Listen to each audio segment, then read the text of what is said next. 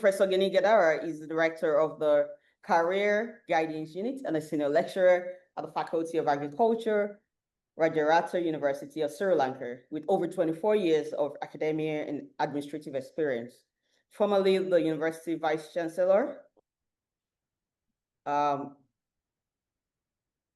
has led initiatives in academic governance, research innovation, and university industry collaboration.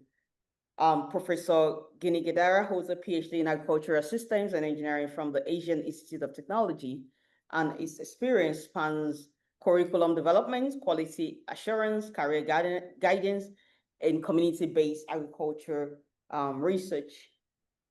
Thank you so much for joining us today. It was an absolute honor to have you here. Please feel free to unmute yourself, and looking forward to your presentation. Thank you. Can you all hear me? Yes, we can. Thank you. In the heart of Sri Lanka's dry zone, where the land thirsts and the future trembles, ancient tanks whisper stories of survival, resilience, and hope. Good morning, good evening, good afternoon, researchers, distinguished guests, well-wishers, practitioners, colleagues, ladies and gentlemen. It is both an honor and a privilege to appear before you today at the 2025 World Food Day Symposium to share my insights and my country's insight that bridge the wisdom of our ancestors with the pressing challenges of our present and future. The presentation titled Ancient Guardians of Our Plates explores the contribution of seasonal tanks. In our language, in Sinhala, we call it as Wawa, to food security in surrounding communities in Sri Lanka. This is, of course, a case study that I'm going to present, more or less than a research. These ancient water systems, some dating back over 2,000 years, are more than just reservoirs. They are living systems, intricately woven into the fabric of the life of the rurals and their ecology as well as the resilience. Over 2,000 years in the dry landscapes in Sri Lanka, which we called as dry zone, the ancient civilization engineered a remarkable solution to water security and, of course, water scarcity. They are called seasonal tank systems. These tanks, often built in cascading networks, we call cascading systems, were designed to capture and store and release water for the cultivation, which are basically from the monsoonal rains, ensuring the water availability for agriculture and the daily life. They were just not feats of engineering. They were expressions of the community wisdom, ecological harmony, and the long-term resilience. So today, these tanks remain as living legacy, still serving thousands of rural communities across the country. So let us begin with the central question. How do we achieve food security in the face of climate uncertainty? More importantly, how can ancient wisdom meet modern challenges?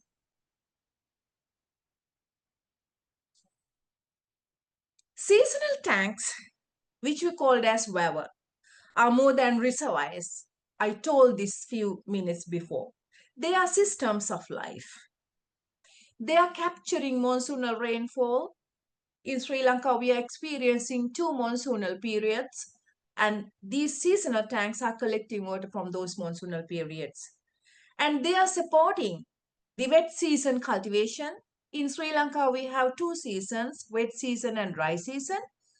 Basically, in wet season, paddy cultivation and other food crop cultivation is supported by the seasonal tank stored water. And of course, the seasonal tanks are forming backbone of the rural water security. In Sri Lanka,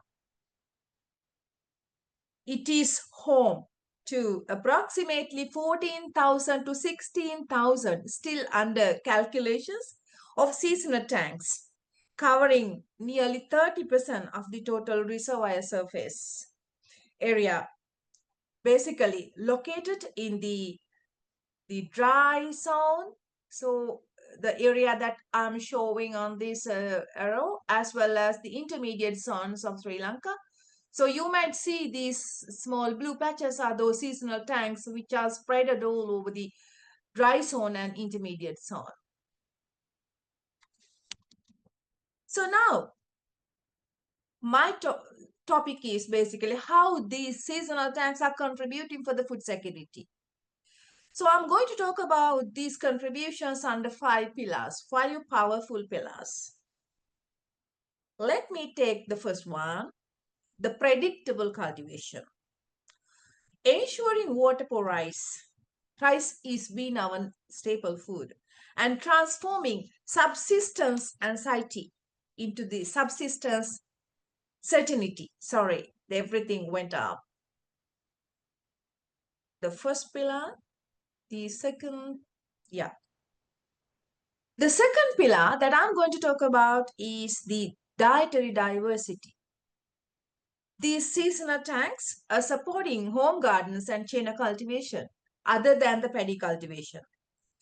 So they are enabling the growth of grains, legumes, and various kinds of vegetables, which are supporting for fighting against the hidden hunger and improving the nutritional health, especially women and the children in the surrounding communities.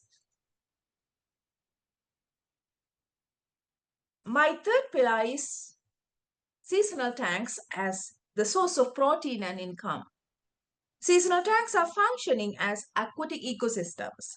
They support small-scale fishing and local markets, providing both nutrition and economic resilience. My fourth pillar of my attention is livestock support.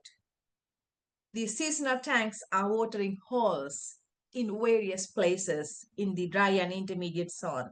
So they sustain cattle, buffalo for their water requirement and feed requirement, as well as goats. So then offering milk, manure, as well as draft power for the paddy cultivation and serving as living saving accounts. When and where farmers need money, they can sell animals and earn some money to buy something else. The last pillar I'm going to talk about is ecological and climate resilience. These seasonal tanks, they are biodiversity banks. They maintain ecological balance, so offering a lot of ecosystem services and offer a resilient model for climate adaptation, ultimately supporting for this long-term sustainability of local food systems. So at the heart of this system, the community governance is something that I cannot stop talking about. For centuries, these tanks, these seasonal tanks, they have been managed through collective action, guided by customs like Rajakarya, ensuring the equitable distribution of resources among the people, households, families of the surrounding communities, as well as the collective and participatory maintenance of these systems by the surrounding communities and responsible communities of these relevant zones, the dry zone and intermediate zone. So then the tank, all these tanks are connected, interconnected in the dry and intermediate zones and putting up into different cascades. So these tank cascade systems ultimately, they are deeply intertwined with the traditional knowledge, biodiversity, as well as cultural practices. So they are not just ecological systems, of course, they are Sri Lankan socio-cultural systems that reflect a harmonious relationship between people and the nature.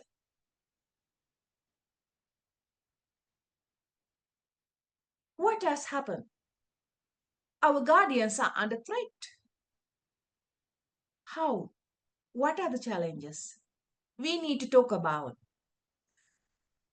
Many of these seasonal tanks today are silted. That is mainly because of the anthropological reasons.